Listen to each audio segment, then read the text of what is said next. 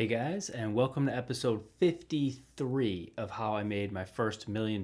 Today we are looking at the numbers from February 1st, 2025. So let's dive in. We start as usual with the balance sheet. Let's see, assets coming in at $117,000. That's up almost 10 grand from last month. Liabilities still zero. Love it. Net worth, of course, same as assets, up roughly 10 grand. So what happened? Okay, cash basically the same. Gold and silver up a tiny bit, and I did not buy any of them. Bitcoin, no crypto. I really got to change the names here. Anyways, Bitcoin up 10%. Does that sound right? I bought some Bitcoin. I think like 2 grand worth. So the other... Okay, so if it's up 8,500, I bought 2,100 worth. So the other 6,500 was price appreciation. And Kiva, basically the same. Okay, so primarily Bitcoin. Lovely. Let's look at the chart. Where are we at? Get rid of my face here. Yeah, another data point. I mean, 10 grand, that's a solid move. And that's what it's going to take if we are going to set a new record by the end of this year. 218,000. So we need another 100. Need another 100K, but we've got, well, 10 more months, I guess, if you go from February to December 1st. I don't know. Maybe we could count the new year of 2026. So anyways, let's call it 10 months. So that's 10K a month for 10 months. We can do it. We can do it. Also, I think next month is going to be a big month, but I'm not telling you why. All right, we'll see. Okay, that's good. Let's move on to the income statement. What happened here? Well, revenues are up, and I've said a couple times that really this should be the same number every month, but it went up, and that is because my boss surprised me with a raise, which was very nice, but also not a very large raise. So instead of, let's see, what was I making? 120,000 a year. Now I'm making 125,000. So 5 grand a year. So great, better than nothing. I appreciate it. Thank you, Mr. Boss Man. So this should be our new number going forward, slightly over 8,000 after tax, of course. So that's good. So what happened with expenses? Well, we did not spend nearly as much, like 3 grand less. Why did expenses go down so markedly? Body and wellness went up 500. Entertainment went up. Okay, so this 400, this was me actually adding another $400 to my sports betting account. So this was the plan all along, is $500 for the whole season. I started with 100, and then I put in the remainder at some point in the month. So that's that. But as I will explain in just a minute, I'm actually making money in that account. Unfortunately, I want to be losing it all. I'll explain it again in a second.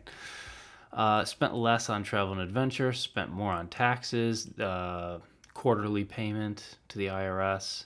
So that should be not happening anymore. That's an old relic from being a contractor. But now that I'm a W-2 employee, I won't have to send those quarterly payments anymore. No loans, no charity, no gifts, because last month was December. So spent $1,000 less on gifts and roughly $2,300 less on investments. Okay, so that's the bulk of it right here at the bottom. That pretty much accounts for all of it. Everything else is, nickels and dimes. All right, lovely. So nothing too serious going on here. And in terms of the cash flow statement, we do have a hefty operating cash flow. So, I made an extra, $300 from working compared to last month. Spent a little bit less on purchases, but spent some money on the taxes. So that's that. As I mentioned, didn't buy quite as much Bitcoin or any investments as I did the month prior. So that's why that's down. And I didn't do any lending on Kiva, which was not intentional. I simply forgot it. And I believe that is actually the first update. So let's go to the updates. Lent $0 on Kiva in January. I just didn't have a plan. If I had determined that I was going to lend X amount of dollars, then I'm certain I would have done it.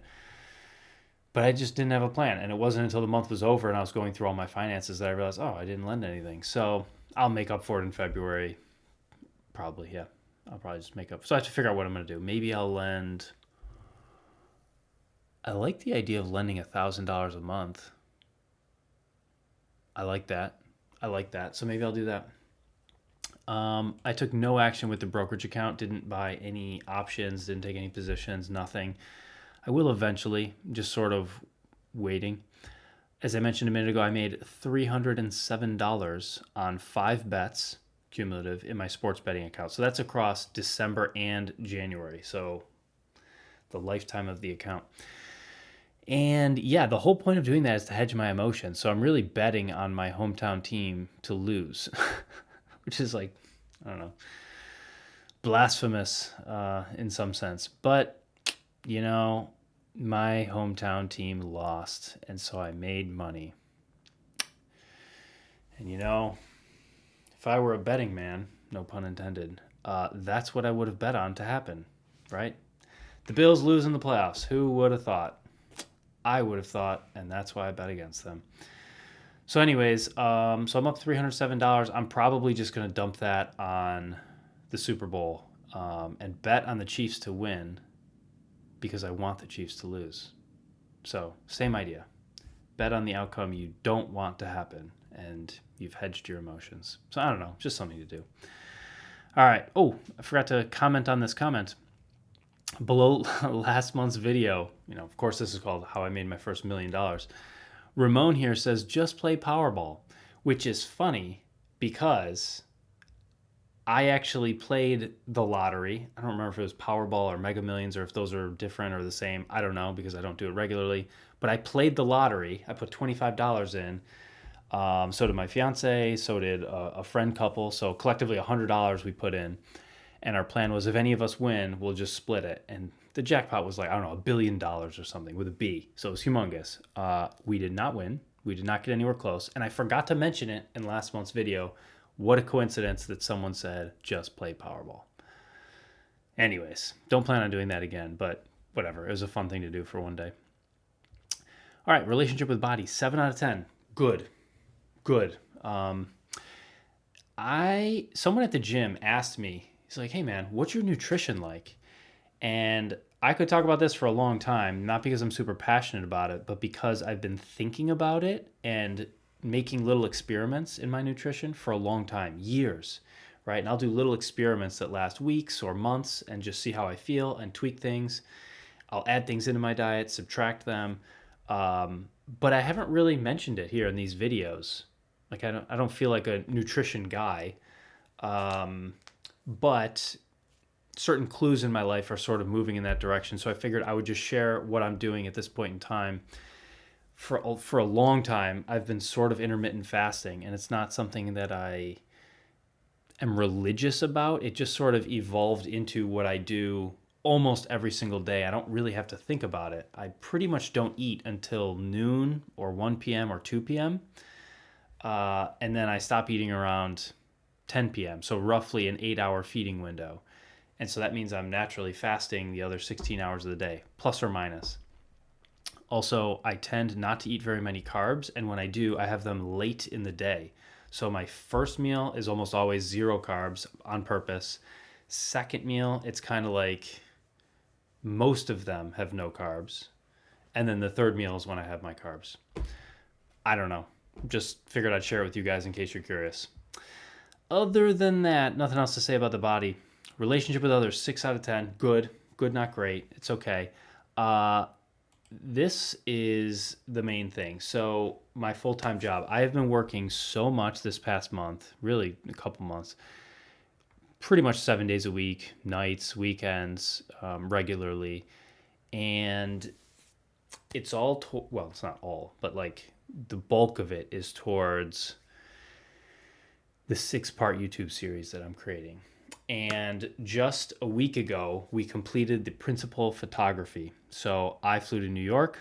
We filmed a little in Manhattan, went down to Wall Street. Then we got an Airbnb several hours outside the city in the Catskills and filmed some shots by a fireplace, hiking outside at the breakfast table, a few different scenes. And that's going to form like the skeleton of the series, which is so exciting because I've never done anything like this, and it was amazing. And I was really tempted to share with you guys some photos of that experience, and I decided to hold off. Maybe next month I'll do it. So anyways, that's super exciting. So much of my time and energy has gone into that, and it was great. It was great. It's really nice to have that over with. All right, relationship with self, 6 out of 10. One thing I'll share is that I read Living Untethered like on a loop. So I've lost track of how many times I've read this book. When I was on the plane, I just listened to it for a couple hours, just all the time. And I mean, how long is that book? Just 8 hours, or the average book's like 8 hours. I forget how long that one is, but yeah. So sometimes I'll listen to it multiple times in a month. I just go over it over and over and over again. It's powerful, and I like the message in there. Yeah. And basically the message, for anyone who has forgotten or doesn't know, it's like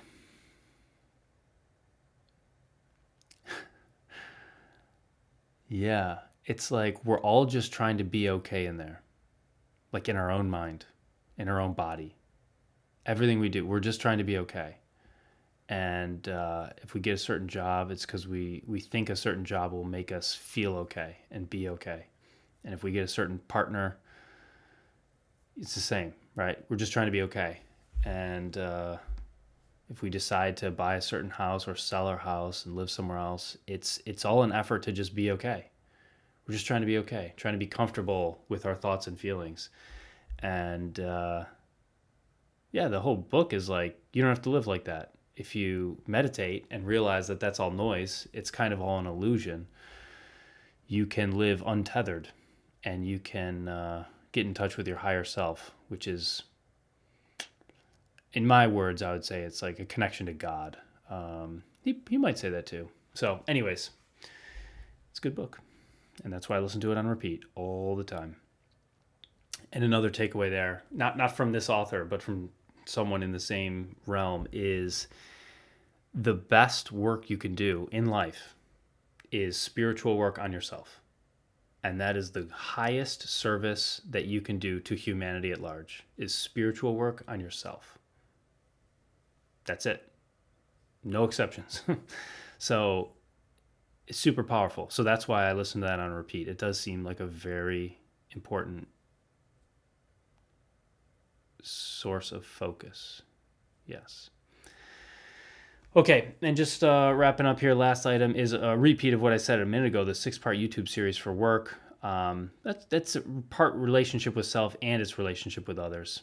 Because we did that with it was me, a producer, and we had a second camera guy, and we had a private chef at the Airbnb, which was such a wise decision. It was so prudent, aside from being like enjoyable. It was so smart to do that because we didn't have to spend our time driving through the mountains to get to a grocery store, a restaurant, or just whatever. We didn't have to worry about that. We had a private chef who did all the shopping, all the cooking right at the Airbnb, so we could spend our time working and filming and setting up shots and doing lighting and sound. And it was a huge production. So that was absolutely wonderful. Good relationship with others, good relationship with self. Yeah. And finally, how am I thinking? How am I feeling? What am I doing? Well, I had these two lines taken together. What I'm currently experiencing is a lagging indicator of what I've been doing. So like the way my life is now, it's a culmination of all the actions I've taken, I guess, since I've been alive. Arguably even before I was alive. Anyways. And what I've been doing is a lagging indicator of what I've been thinking. Okay, so what I'm experiencing comes from what I've been doing. What I've been doing comes from what I've been thinking. In other words, and not just my conscious thoughts, my subconscious or unconscious thoughts as well. So my beliefs about myself, my beliefs about the world, like that all affects what I do. and what I do affects my reality around me right now.